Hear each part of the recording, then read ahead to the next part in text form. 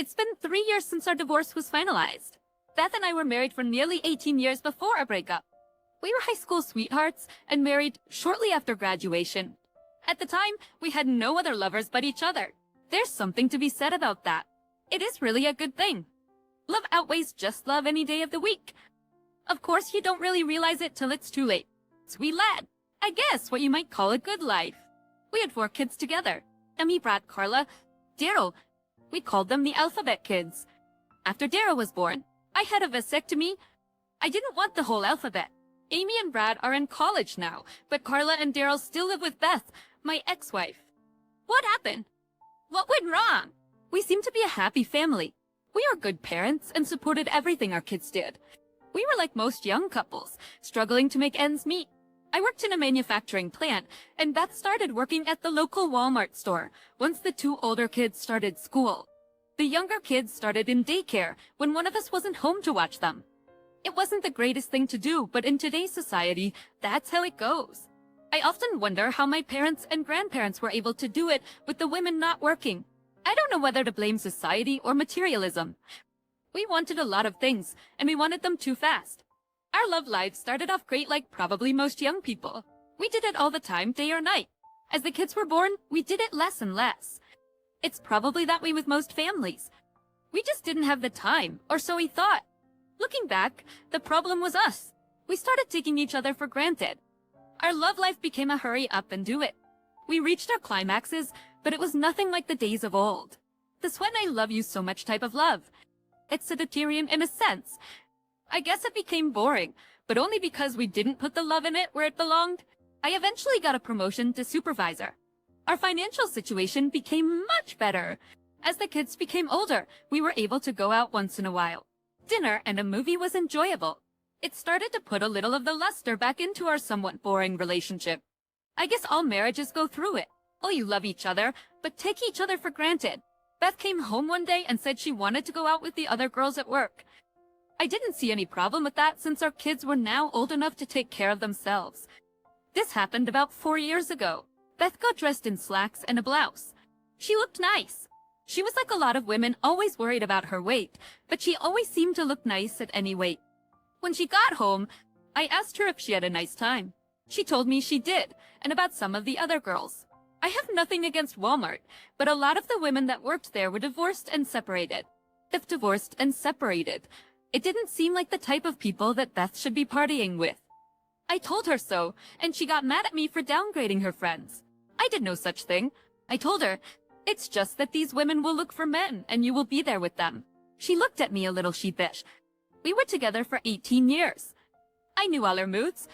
I know I hit a nerve. Why would you dance with any men? He asked. She delayed in answering me, but then said, I didn't do anything wrong. Yes, I danced with a couple of guys, and that was all. I knew a little more happened, but didn't push the issue right then. She told me that she and her friends were going to go out once a month. I wasn't really happy with it, but what could I really say? I would have to just wait and see. The following month, she wore a skirt with pantyhose. I watched her get dressed. She didn't say much to me. I told her that I would be waiting up for her. It was past midnight when she came in. She looked at me and started to go to the room to change. As she started toward the bedroom, I asked her, when you left, you had pantyhose on. Where are they? It was hot and I took them off, was all she said. Beth, this is starting to get out of hand. We need to talk, they say. She asked me to leave the room so she could undress. I told her that she had undressed in front of me for 18 years and wanted to know what was so special about that night. I walked up to her and grabbed her by the arm. It was something I had never done. Please don't, Jerry. I beg you, please don't. She knew what I was about to do as I reached under her skirt and found her pantyless. She started crying as I pushed her away. Her privates were sopping wet with another man's juices. Well, I guess that answers why no pantyhose, doesn't it? I remarked. I'm sorry, Aunt Jerry, it just happened. I was drinking at this party and Joe kept telling me how beautiful I was, and then he kissed me and began touching me. I've never been with anyone but you. Jerry, the girls kept telling me how good Joe is, and I let it happen. No one man came that much in you. You had more than one man, didn't you? He asked. When Joe took me. I was lying on the bed, and a couple of other guys came in and took advantage of me also. They didn't take you. You let them all fudge you. Doesn't our marriage mean anything to you? Didn't you at least think about me or the kids? The cherry, I'm sorry. It wasn't love like you and I have. It was raw love, and I liked it. Barb, one of the other girls, is married, and she told me she and her husband are into swapping. I don't want to lose you. But Jerry, please come with me one time and try it, she begged. I needed to think. My mind was going in 100 different directions. I told her I didn't want to talk anymore right then. My mind didn't comprehend what just happened. I told her we could talk the next day. I'd sleep on the couch that night, in the morning after the kids left. I got dressed and went to work. Beth was still sleeping from her hard night. I couldn't keep my mind on my job and took the afternoon off. I went to where Beth was working and walked up to her. She smiled at me. She was a cashier that day, and at the next register was her friend Barb. I had read the name on her name tag. Honey, how come you're not at work? Her friend Barb kept eyeing me. I'm going to see Jeff, our lawyer, today. At Securials, I'm getting a divorce. I turned around and walked out. Unmixed behind me, I heard Beth yelling at me to wait. She had a customer at the register and wasn't sure what to do. I guess she was in panic mode. I didn't wait as I walked briskly out the door and got in my truck and left. I went straight to the house and packed most of my clothing. I threw it all into boxes and put it in the truck. I had no idea where I was going, but I knew where I didn't want to be. I did leave a note for my kids. I told them that their mother and I were getting a divorce, and she could explain it to them. I really would like to know how she was going to explain this one. Probably make it my fault. She was good at blaming me for most things. I ended up going to my parents' house. They were in their 60s and had been married over 40 years. I told them that Beth and I were separating and would probably get divorced. I know it hurt them because they really liked Beth, and this was probably a shock. I told them I needed a place to stay, and they offered me the whole basement. It was all remodeled and had a nice bedroom and even a small kitchenette and living room set up down there. They told me I could stay as long as I needed. They didn't choose the basement anymore. They didn't like the stairs. About 2 years ago, they moved the washer and dryer upstairs after Mom's hip replacement. I may ramble on a little while telling you this story. There's so much to tell you. I know you want to know about Beth and what the kids thought, as well as input from the lawyer and a few other people. I told Mom and Dad that Beth wanted more freedom. It was kind of hard to explain that she wanted to fudge other people. I didn't want to tell my parents that. I just told them that we felt differently about a number of things and didn't think we could come to an agreement. I did make it over to Jeff's, our lawyer, and he told me that Beth had already called twice. I asked him if he was going to represent me or her. She doesn't want a divorce. Aunt Jerry, she thinks you can work this out. He answered my question. Jeff, are you her lawyer or mine? I asked again. I'm hers. Then she called me first, and I accepted the case. I'm sorry. If you would have called me, I would have been yours. Please talk with her. Aunt Jerry, you're both my friends, and I hate seeing you two in divorce court. Did she tell you why I walked out? Yep. I want a divorce. He asked. She said you two had an argument about her going out. She got drunk and cheated on you, he replied. Truth time. Jeff. She went out after I told her I had a bad feeling about it. She had affairs with 3 men and then asked me if I wanted to swap with her friends. There's your case. I'm going to see Sally Black. We both know she's the best in the business. I'll have her call you as soon as we get a plan together. Thanks for nothing. I turned around and walked out. Sally was the best divorce lawyer in the state. She was as hard-nosed as they come. I knew a few men who went against her, and they were all taken to the cleaners. I called Sally, and she gave me an appointment for the next day. She told me not to talk to Beth until we had our meeting. I asked her about the kids, and she told me to have my parents call them and tell them we would talk in the next couple of days. My parents did call the kids and talk to Amy, our oldest. They told Amy that I would call them and talk to them in the next few days. They mentioned that if any of the kids had an emergency to call them, also that I would be staying at their house. Each about 2 hours later, Beth called the house. She told my dad she needed to talk to me. I shook my head no, and my dad said that my lawyer said not to talk to her that day. I would call her after meeting with my lawyer. I heard my dad say to Beth, Beth, I don't know what happened between you two, but you must have hurt Jerry terribly. I've never seen him like this. He talked a little more and hung up the phone. He looked over at me and said, "Beth told me to tell you she loves you and not to do this to your family." I was upset. I knew she was going to throw it in my lap, make it my fault. My mom was out of the room, so I told my dad the truth. I told him not to tell Mom because it would crush her. She loved Beth. He had tears in his eyes when he left the room. My dad was a pretty sentimental guy. I did go to work the next day. I wasn't allowed to accept personal calls in the plant, except for emergencies. I told my manager about applying for a divorce, and to make sure no calls were forwarded from Beth as emergencies. I was glad to be working. It kept my mind focused on something other than Beth. I met with Sally after work. She was a beautiful lady, but pretty much all business. "Jerry, what do you want to happen here?" she asked. "Well, I guess I'm not really sure. But you see, I love Beth. I really do, and probably always will. I don't want to destroy her or anything like that. I just can't live with the lifestyle she wants.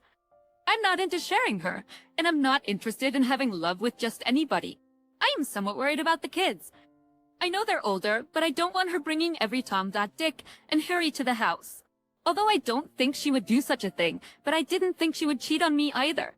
Sally spoke. "Jerry, people go through this every day. We can do whatever you want. I take it you don't want the affair situation publicly known for the sake of the kids. You need to support them, and we can pretty much dictate the amount. You can give or take whatever you want. You're in the driver's seat here. We might have to use the affair as a weapon to get things settled, but we'll go for irreconcilable differences in the end. Is that all right with you? You're my lawyer. I'll follow your advice." I replied, "You make a pretty hefty salary now. Since she is working, we probably can get away with $500 a week in child support. And as the kids turn 18, knock off about $50 a week. I'll still support. And when all the kids are over 18, the money stops. You will also be responsible for their medical.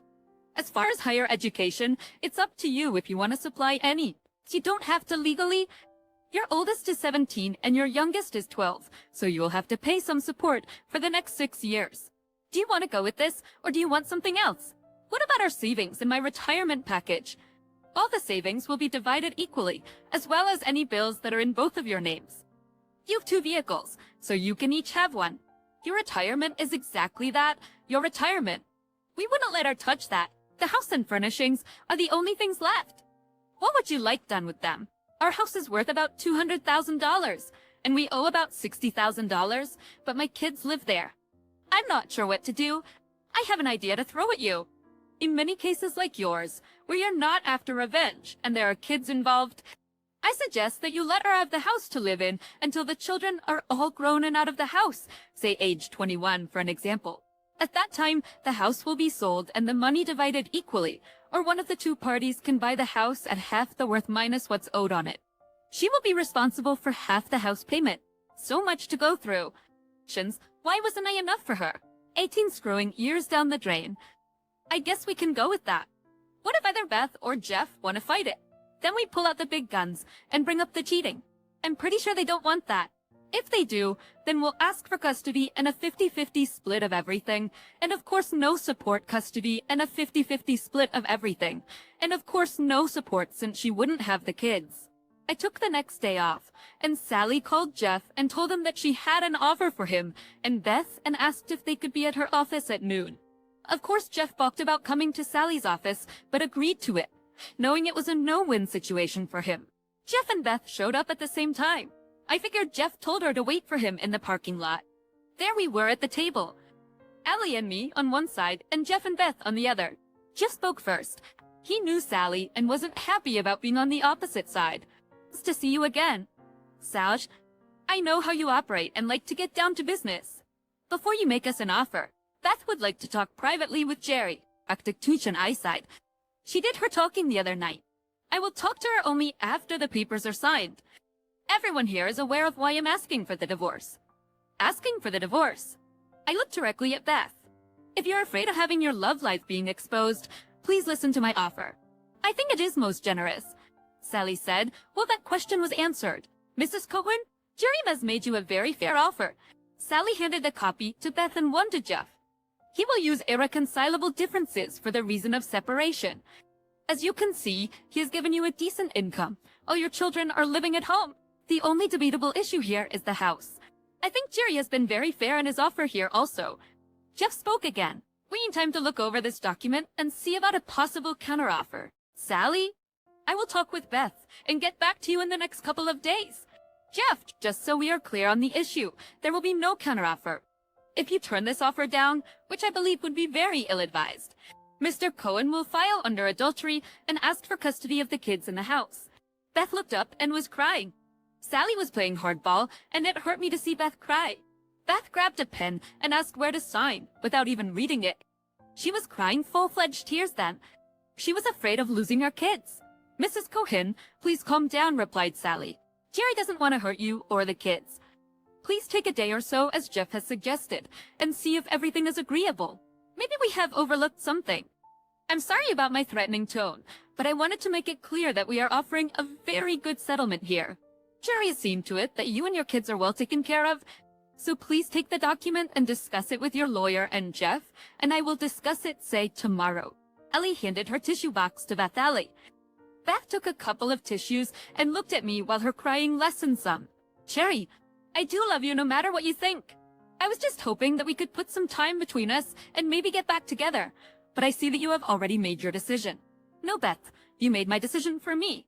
You want the freedom to do as you please, and I'm giving it to you. The only thing I ask is that you keep your lovers away from my kids, or I'll take them from you. That's a promise. Beth started crying again as she hurried out of the building. Jeff said goodbye to us and told Sally he would probably see her tomorrow or the next day. Allie looked at me and told me it looked like I would win this case. I told her there are no winners, only losers. I lost the only woman I ever loved, and my kids now live in a single-parent home. No, we didn't win. We just got a fair agreement. My daughter Amy drove the two youngest over to my parents to see me. I was happy to see them. They kept asking questions, and I kept telling them that their mom and I weren't getting along, and we didn't see eye to eye on some major issues. And we would be getting divorced. I tried to explain to them that their mother and I would always be in their lives. We just wouldn't be together. Daryl, I would be at your games. I wouldn't miss them. And Carla, when volleyball season gets here, I'll be in the stands rooting for you. I will always be part of your lives. I hugged and kissed them all as they told me how much they loved me. I gave them my cell phone number, and of course they could always call me at Grandma's house. Brad showed up a little later. Dad, I have a question for you. Did you cheat on Mom? Oh, be separate. I would never cheat on your mother. Why would you ask me that? Well, Jim, my buddy at school, and Travis. Our neighbors said their parents are divorced, and in both cases their dad was caught cheating on their mom. I was hoping you didn't do something like that. God, I love you, Dad, and I'm gonna miss you. Brad, you won't be missing me. I'm not leaving the country. I'll always be here for all you kids. It will just take some time getting used to our situation. Well, the divorce was finalized, and I kept my promise to the kids. I went to most of their school functions. I saw Beth at most of them. She was a good mom, and if she was having any affairs, she was keeping it very private. I might mention here that Beth and I were always on speaking terms. We got together for the kids' birthdays and other special occasions. The only agreement we had was she wasn't to mention her dating life to me. We talked about the kids' holidays, my parents. No topic was off limits, but her love life. A couple of times, she started to say something about a male friend, or something along those lines, and I would get up and leave. The agreement that Sally and I wrote up, we all signed. I wasn't there when Beth came in to sign it. Sally told me Beth took it pretty hard. We had a few arguments with Jeff on what credit cards would be paid, and by whom. I guess that was his way of saving face. I told Sally that if push came to shove, I would pay them. We canceled all our credit cards and had new ones issued in separate names. I talked with the kids regularly. They told me that their mom accepted the fact that we were divorced and seemed a little happier. I asked them if she dated, and they told me no. She did go out with girlfriends about once a month. I think I cringed when I heard that. I never did have that heart-to-heart with Beth. She wanted the freedom to explore, and that wasn't my thought in life. You don't marry someone and decide to find new attractions. It was the way I was brought up. As I mentioned, my parents were married over 40 years. Maybe we did get married too early, and she didn't get a chance for whatever it is she is seeking. I never explored the sexual realm either. I was happy with Beth. Going back a couple of years, I should mention that I did start dating again. I went out with a few women from work. At my age, most women I met and dated were divorced. I made it a point never to date a married woman, even if she was separated. I guess it's something. I did have love with a few of these ladies. It just wasn't the same for me. I mean, it was good, and I treated them all with respect, but I always thought about Beth. It's funny how you can't just shake it off and go on with your life. I tried, believe me. I really tried. All the women I dated just didn't do it for me. My best days were the family events when I could see Beth. In one night last year, I went out with the guys from work. They said they knew a noisy lounge where the women hung out. Of course you know who I saw there. It must have been ladies' night out. I looked up, and there she sat. It was funny though, because there weren't any men around them yet. I didn't know any of the women she was with. The only one I ever met from her work was Barb, and she wasn't there. I walked up to Beth from the side so she didn't see me coming. Would you like to dance? Jerry, what are you doing here? She asked. Just out with the guys? Are you waiting for someone, or do you want to dance? I replied. Oh, yes. I mean, no. I'm not waiting for anyone, and yes, I'd love to dance with you. Let me introduce you to my friends. She rattled off a half-dozen names, and then said these women all belong to our card club. It's about once every 6 months we go out instead of playing cards, and it just happens to be tonight. Now, how about that dance? We went up to the dance floor, and I held her in my arms. Just like old times, isn't it? I said. She looked up and smiled as I pulled her tighter. We had 2 slow numbers in a row, and then the band started a fast one. I never could dance to those types of songs. I said as I walked her back to her table. She seemed sad that I took her to the table. Ladies, it was nice meeting you. I better get back to my friends. As I walked away, it just didn't seem right. I didn't want to see if she was approached by another man. I told my friends that I had to leave and would see them later. As I walked out the door, I turned and saw Beth staring at me. The next day, I got a call from her. She said it was nice to see me out and about and enjoyed being with me. She asked me if I would help plan Amy's wedding reception. My oldest daughter was going to get married. It seemed like just yesterday I held her in my arms. Now here she was, ready to start her life with her boyfriend. It's funny Beth called the day after I had seen her since I knew Amy's wedding was a year away. I told her I thought it was a bit early since it was so far away. She told me that reservations and such have to be made way in advance. I suggested she'd give Amy a call and make the plans with her. After all, it was her wedding. After they got their ideas on paper, I would look at the financial end. She said that was okay and she would give Amy a call and get things started. I wanted Beth to know that one dance does not put us back together. I called her about a month later to ask her how the plans were coming along. Carla answered the phone and said that Beth had gone out with friends. I was aggravated, but really had no right to be.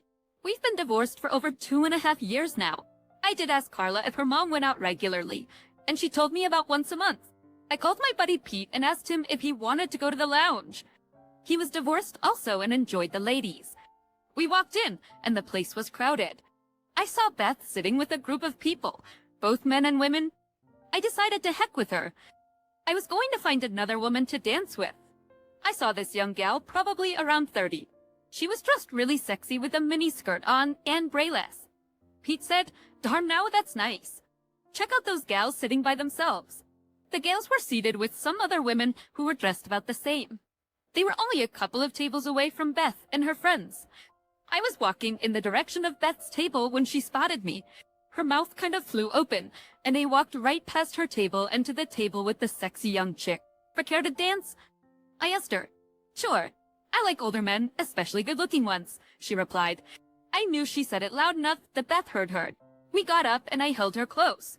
I wasn't holding her hand, but had my arms around her and had her chest tight against me. "I'm Jerry, and you are a very lovely woman." I was dancing almost in front of Beth's table. "I'm Rachel, and it's nice to meet you, Jerry." I kept her close and tried not to look at Beth. The men at Beth's table were staring at Rachel's legs.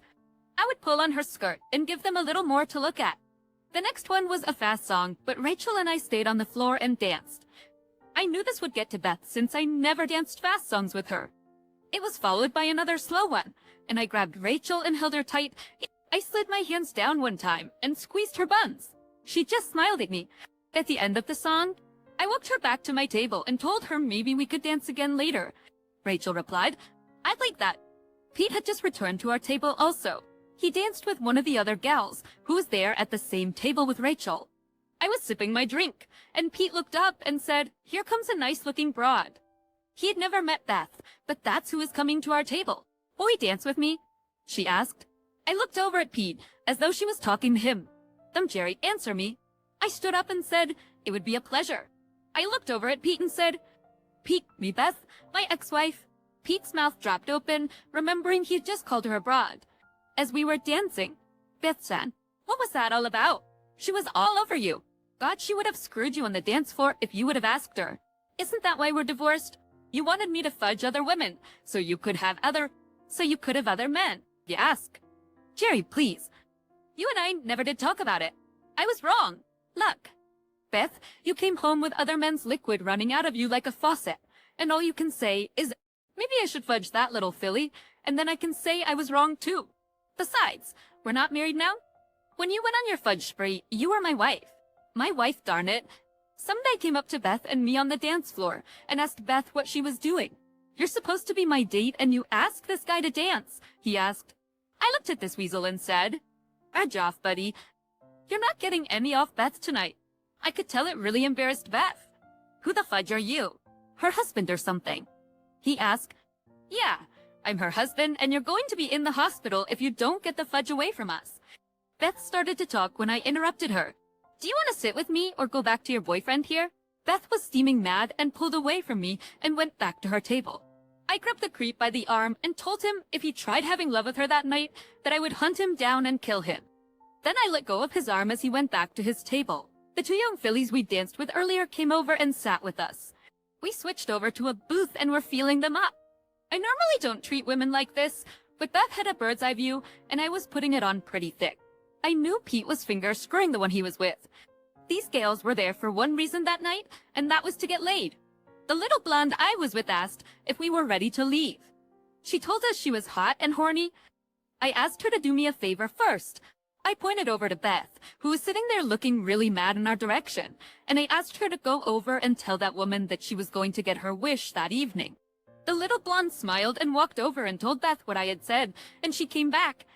Beth was furious and tried to get up, but was trapped between some other people. By the time she got up, we were gone. We did have love with these two hot chicks at Pete's apartment. In fact, throughout the night, we even changed partners. The love was great, but after they left the next morning, I didn't feel complete. I knew what it was. The love was missing. I had turned off my cell phone, and when I turned it on, I had 10 messages from Beth. She was hot under the collar. She called me every name in the book. On one of her messages, she said I ruined her evening. That made me feel good. It was about 9 in the morning when I called her. She answered the phone, and I asked her if she was calmed down any. She began ranting and raving again, saying what a jerk I was and how much I hurt her. Then all of a sudden, she stopped. How does it feel? Beth, to know the one you love is screwing someone else? It's the life you chose. You fudge who you want, and I'll fudge who I want. To heck with love.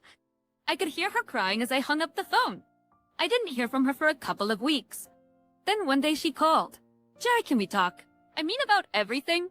I know it will hurt you, because seeing you with that bimbo hurt me, so I know what I did was much worse. Beth, it's over now. Go on with your life and fudge who you want. I don't care anymore. I just wanted you to get a taste of how it felt." Like Jerry, I have been with a man in 2.5 years. The last time was a month after you left me. It wasn't all that good and there was no love. I realized that it was just men using me as a fool. I'm not a fool. Jerry, I was wrong. I was really wrong, and there is no way I can prove it to you. I wanted to try and explain it to you, but that type of life is not for me. I realized it when Joe asked me if I was his little fool.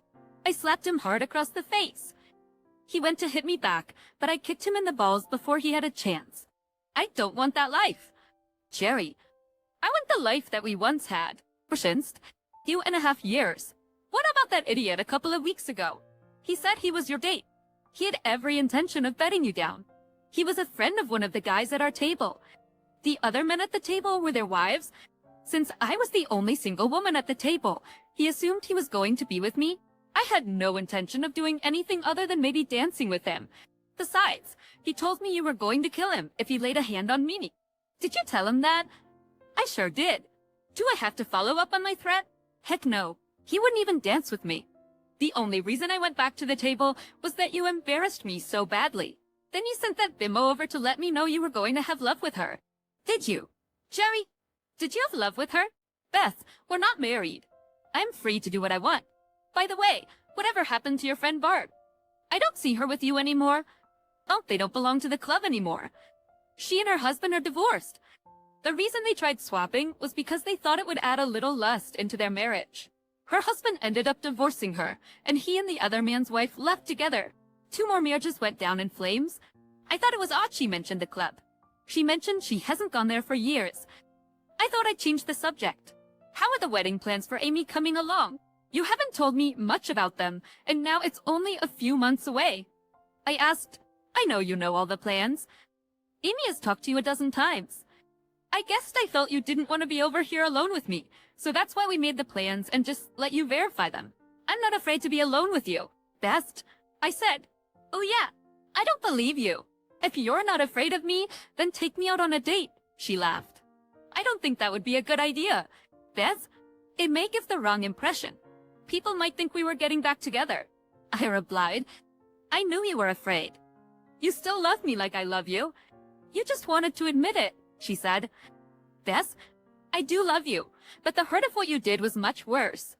But the hurt of what you did to me is still there. I see it every time I look at you. When you cheated on me, you took a big part of my heart away. I don't think it's mended yet. I don't know if it will ever be. God, I'm so sorry, and there is nothing I can do. Nothing. Hence, Jerry. I'm the one who ruined our marriage. I'm the one who lost the only man I ever loved. I'm also living daily with the guilt. I've thought time and time again about taking my own life, but it's the kids that would have to live with that. I've done enough damage to them. I was hoping that one day maybe, just maybe, we might get back together. I didn't know what to think anymore. I never had talked to her, and now I hear this. God, my mind was in turmoil. I wanted her. I loved her. I hated what she did to me and to our marriage. What if she followed up on her thoughts? Was she laying a guilt trip on me? I had to know more before I believe her. I knew I couldn't live with it if she would take her own life. I thought I knew her well enough to know if she was lying to me, but I don't know anymore. I had to find out for sure.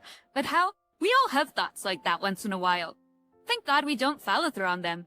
I had to say something to her. But what? Beth, I'm getting hungry. Wouldn't care to join me at the Red Lobster for lunch? We could discuss what we'll give Amy for a wedding present. All I heard for the next 30 seconds was crying. Then a tiny voice said, I'd love to. Now, Beth, you have to understand that this isn't for love. It's lunch and a little talk about Amy's wedding. I understand. I could almost hear her smiling. I stopped by to pick her up, and she was standing on the porch waiting. God, she was beautiful, dressed up in a nice dress that showed ample legs. I pulled up, and she came almost running to the car. She got in and just smiled. We talked about generalities, avoiding the heavy stuff. She told me she had bought a dress for the wedding. She told me I better get measured for a tux. I knew I had to wear one, but I don't think any guy looks forward to it. Without thinking, I asked Beth if she would go with me to see how I looked in one. I hadn't worn one since our wedding almost 22 years ago. She looked surprised, and so was I. It just came out. I was so used to asking her opinion when we were married. Thus, I'd love to come with you. Just let me know when. I could hardly take it back, so I told her the following Saturday would be fine. I would have to watch myself. I could get myself into trouble here. We were seated at the table, and we both ordered iced tea. We always ordered the same stuff. We had so much in common. Thus, I need to ask you something, but I really have to know the truth. I promise after you answer, we will never discuss the topic again. Did you mean it when you talked about taking the life? She looked at me with a tear in her eyes. Don't worry. I won't cry. I've done that enough in the last 3 years. In answer to your question, yes, I did. I told you, I went out once after you left me. I know this is going to sound really stupid, but I did it for revenge against you. This revenge against me, I was all mixed up, confused, and felt abandoned by you. I know it wasn't your fault at all, but at the time, I wasn't thinking rationally, so I went out again to get even with you. I wasn't enjoying it at all, and that's when I got up to leave and he called me his fool. I slapped and kicked him and came home crying. The kids were already in bed, and I just felt my life was over. I went in and got the whole bottle of sleeping pills, and was about to take them when Carla asked if she could sleep with me. She told me she needed me. I started crying with my little girl, asleep in my arms. It's when I prayed to Almighty God for help. Calmness came over me, and I decided my kids needed me, and just maybe you would see the change in my life and want me back. She brought tears to my eyes. Luckily, our meals came, and we changed the subject and started eating. Afterwards, I asked her if she wanted to go to a movie. We found a good comedy so we could both laugh. I took her back home, and she asked me if I wanted to come in. I told her not then. I had a lot of thinking to do, and before she got out of the car, she leaned over and kissed me. I didn't stop her. She felt so good, like she belonged there. I love you. A cherry. Just remember that. She got out without me saying anything and went into the house. Something just didn't fit. She told me twice now that she did the swap thing only one more time a month after I left her. I wanted to believe her, but the puzzle pieces didn't fit. For one thing, if you go to a swap club, you have to have a partner. Who was hers? It couldn't be this Joe fellow because that's who she swapped to be with. Where was her man when she was fighting off this Joe fellow? Then the possible suicide. She said time and time again, yet she only told me about the sleeping pills. I wanted to believe her, but I needed answers. My biggest problem was where she went every month and with whom for 2.5 years. The kids never mentioned meeting anybody. Maybe she was being honest with me and I was being paranoid. All her free time was spent getting ready for Amy's wedding. I did have lunch with Beth, Timmy, and my son Brad, and Amy's fiancé Ben. We were headed over to be fitted for our tuxes. I swear I looked like a penguin, but Amy and Beth both said I looked handsome. Time flew by so fast, and before I knew it, it was time for the wedding rehearsal. I went over to the church and did all the things I was asked to do. No big deal. As Amy and I walked down the aisle, and I did some silly things like hopping and skipping, nothing bad, just having a little fun. Amy might be nervous, so we should try to remember our parts. I thought, yay, walk down the aisle and later say, her mom and I. Wow, I thought, who couldn't do that? Afterwards, we all went to the restaurant and ate. I made sure I went. It was something that I didn't have to pay for. Before I left to go home, Beth came up to me. I had hardly said much to her that evening. Thumbs. A cherry. I'll see you tomorrow. It was something about the way she said it, and I leaned over and kissed her. I don't know why, but I did. Maybe it was the joyousness of the occasion. I can't really say. She smiled at me, and I left. I was at the church early, just like I was told. The bridesmaids and ushers were all there. People started arriving. I was starting to get a little jittery. Beth was being escorted to the front row. She looked so beautiful. I'd never seen her more radiant as she smiled at me. How's my penguin today? She laughed lightly. He's scared shitless. His daughter is getting married, and his wife never looked more beautiful. I replied. I realized what I said after I said it. It was true. I've never seen her more beautiful. It's okay, honey. Everything will work out fine. Just don't walk on Amy's dress. She smiled at me. I headed out to the back of the church and waited for Amy. Next, when I saw her coming to be by my side, I started crying. She looked like a younger version of Beth. It's okay. Retaliation. We can do this. Mom told me to tell you she loves you and not to step on my dress. It made me chuckle, so much like her mother. I got a little pang hoping Amy wouldn't be totally like her mother. My little girl was getting married. The music started and the bridesmaids and flower girl and everyone else had made their entrance. Actionos? Well, Dad, here we go, Amy said as we entered the sanctuary, a church. We started our walk down the aisle. I kept telling myself, don't step on Amy's dress. My eyes were filled with tears as I walked my little girl down the aisle. This was what life was all about, love and family and friends. We made it down to the front of the church with half the people with tears of joy in their eyes. Thank God I wasn't the only one. Who gives this woman to be married? The pastor asked. What was my line? Me and Beth. No, her mother and I say. I turned to sit next to Beth, and she was both smiling and crying. I whispered to Beth, I screwed up, just one stupid line, and I screwed it up. Everything is fine, honey. You did great, Beth whispered. Through the whole service, I was holding Beth's hand, probably to the point of hurting her. She didn't say a word. She just sat there, smiling and crying. I was glad when that service was over. Then we had to stand around for pictures and whatever else they do. Then it was time for the reception. I needed a drink and went and got one. Everyone was Amy and Ben, and it made a nice couple. People were saying it was so nice to see me and Beth together. Every time I heard it, Beth just smiled. never saying a word. The dancing began, and they had a parents of the bride dance. I guided Beth onto the floor and started dancing. People started clapping for us. I looked around at all our kids smiling. I looked over at my mom and dad, and they both gave me a thumbs up. It looked like everyone was sure about us, but me. After the wedding, Beth asked me if I would drive her home. Of course I said yes. But when we got to the house, she asked me if I was coming in. I answered saying the kids will be home shortly, and I don't want them to get the wrong idea. They already have the wrong idea. They went home with your mom and dad and will be sleeping in your bed. The only place for you to sleep tonight is in my bed or Brad's. Beth replied, "Are you gonna open my door for me?" She smiled. I decided, what the heck? She wanted me, and so I decided to follow my heart. I wanted to make sure I didn't propose or anything. I still had too many unanswered questions. I got out and walked her to the door. I opened it, and she told me to come in. Vince, Jerry, you don't need to marry me tonight. Maybe that time will come, and maybe it won't. I do want you to make love to me tonight, just like you used to. I walked in, and we both slowly undressed. She's the most beautiful woman I've ever seen. She told me, that's because I'm looking through love glasses. We made love that night, over and over again. In the morning, we made love one more time, and then she made me breakfast. Sections. But Jerry, I'm not going to push you, and I'm not going to rush you, but I will always be here for you, as long as it takes. I smiled at Beth and left the house. I didn't even kiss her goodbye on purpose.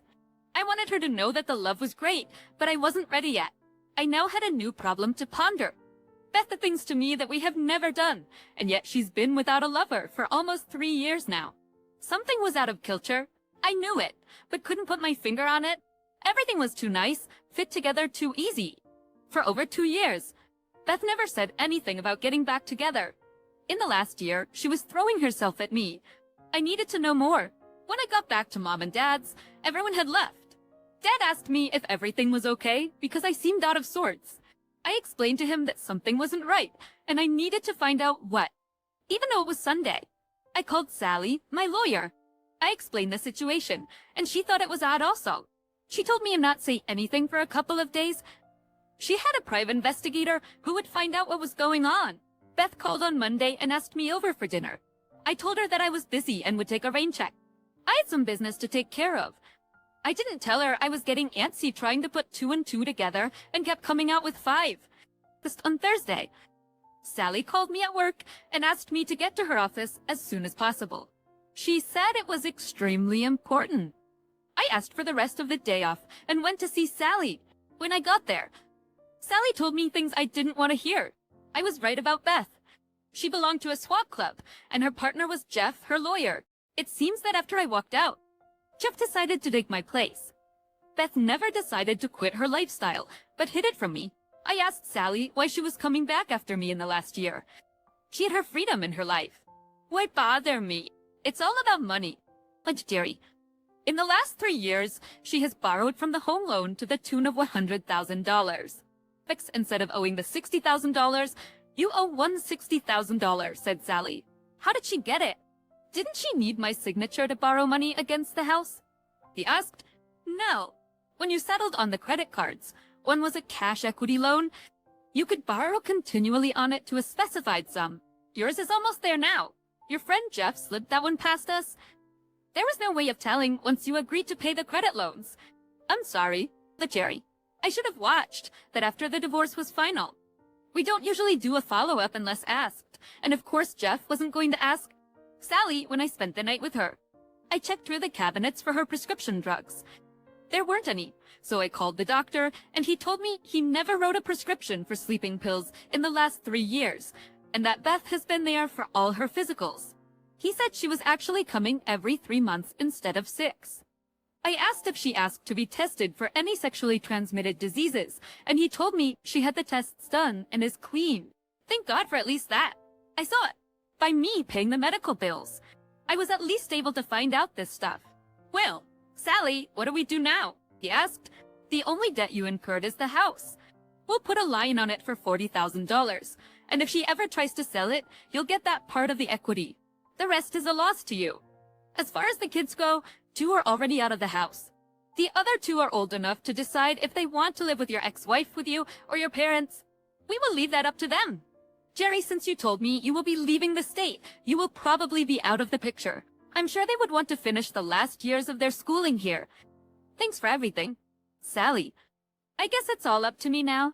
Please call and put the freeze on the equity on the house. If the kids choose to live with my mom and dad, I'll need you to transfer the child support payment to my parents. I went home and talked to my mom and dad. I told them both that I could never go back to Beth. Even though my dad already knew, I explained it as though he didn't. Beth cheated on me. And honest with me, we might have been able to work things out. I knew my parents were deeply hurt, but they needed to know the truth. I stopped by Beth's house while she was at work. I came right out and told the kids the truth. Their mom had cheated on me. I didn't tell them about swapping and the like. I tried to give her time to change, but she never did. I thought we had a chance at the wedding, but found out she was still lying to me. I could never live with her or trust her again. It just wasn't possible to forgive anymore. Now I had to tell them I was leaving the state. They could come with me, stay with their mom, or live with their grandparents. Both of the younger kids said they would stay with their mom. Even though she might have boyfriends, she never brought them to the house. Carla told me she never saw strange men at the house. It's about the only one to visit other than relatives was Jeff. They've known him for years. I didn't have the heart to tell them Jeff was one of her lovers. They all cried saying they would miss me, but I explained that I would only be 5 hours away if they needed me. They would also be welcome to come and visit me anytime. When are you leaving? Dad, asked Brad. Next week, once I get settled in. I'll give you my address and phone number. I love all of you and will help you any way I can. I called Beth at work. It was something I had never done. Beth, I'll meet you at the tavern. I need to talk with you away from the kids. She told me she got off work in an hour and would be there. I know she must have thought her plan worked and we would be getting back together. When she got there, I began our talk. Beth, I've been doing a lot of thinking. Because of Amy's wedding and making love with you, everyone is thinking we're getting back together. It's all going too fast for me. Do you know that no one knows why we got divorced in the first place? I look back on your life for the last 3 years. Where's the hurt?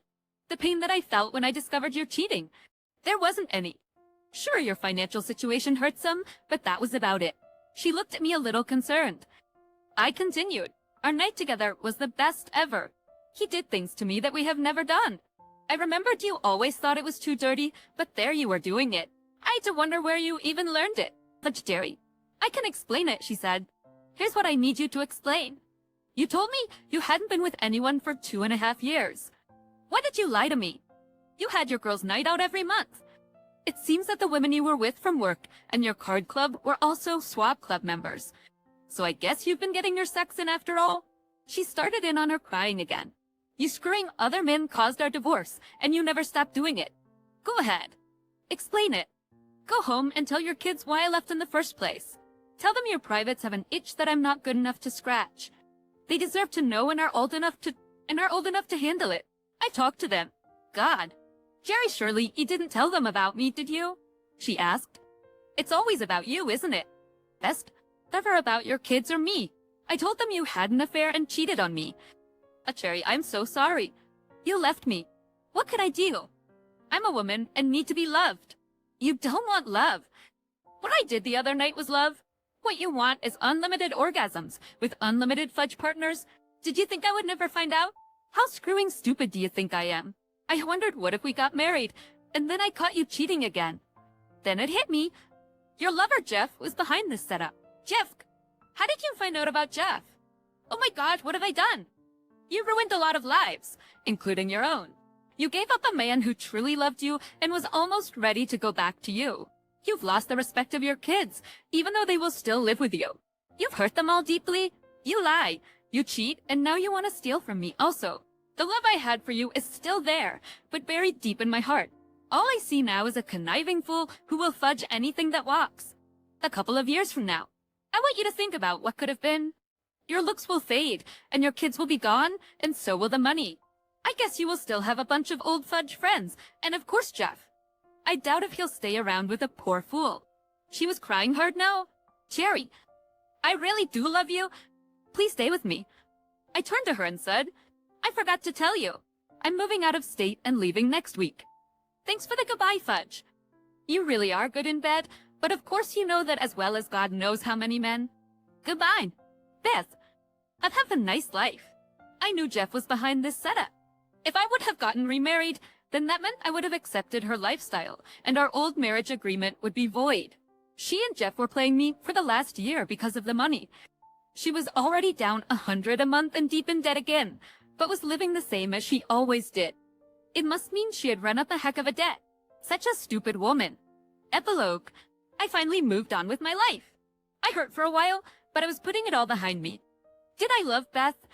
Of course I did, but her wrongdoing was just too much. It's been a few years now, and I met someone. She was a few years younger than me, beautiful, articulate, and funny. She told me she was divorced. She had 2 kids that were barely teenagers. When I asked her what caused her divorce, she said, a cheating husband. He wanted the so-called good life. You know, the include other people style. It wasn't for me. I'm a one-guy kind of woman. I also have to think what's best for my kids. I told him to go find a woman who thinks like that, but it wasn't me. We dated for about a year, and they asked her to marry me. She looked up at me and asked what the marriage vows meant to me. To love, honor, and obey, till death do us do part, richer or poorer, sickness, and in health, to make love only to her and none other. I can do all that except the obey part. I laughed. She knew my story and about my alphabet kids, and had to laugh. You see, her son was named Aaron, and her daughter was Faith. We were married, and all my kids attended the wedding. At first, they were reluctant to attend. I had them come up before the wedding, and they met my future wife face to face. They saw the kind, gentle person that I saw. Of course. Amy and Brad were both married already, and Carla was dating. Daryl and Carla were both still in college. They knew I needed someone in my life. Mom and Dad drove up for the wedding also. They fell in love with my bride-to-be also. They knew my life was back on track. My wife looked beautiful, petite, and sexy as heck. Why any man would want to share her was beyond me. We went on a short honeymoon and stopped by Mom and Dad's on the way back. I showed my new wife the town I was from and the house I used to live in. Beth had to sell it because of her debts. I did get $30,000 out of it thanks to Sally, my lawyer. We headed back home and began our new life. It was a simple life, but we were happy with it. We did enjoy it to the fullest, and our lovemaking was terrific. We had only one problem, but we were able to solve it. You see, my new wife's name was Bethany. I remember her looking at me and telling me we had to do something about that. She didn't want me to call her Beth, so we decided on Honey. She told me she didn't care what everyone else called her, but she didn't want to hear anything but the word honey from my lips. I remember asking if I could call her sweetheart once in a while. She smiled and said, that would be okay too. When we make love, you can call me anything you want, but Beth. She laughed. I don't know what Beth is doing anymore. I did remove her from my life. The kids see her and say she lives in an apartment alone. They said she seems to be doing okay. As far as dating goes, they think she does, but doesn't really talk about it. They said she cried when she heard I was getting married. Of course they love their mom and do watch after her. She'll be all right, they said. I just hope she gave up some of the wildlife. I guess I'll never know. I remember the last thing she said to me. But Jerry, I really do love you and want you to know that I will wait for you. I know you will come back to me. I'll be here for as long as it takes. My answer to her was forever's a long time to wait.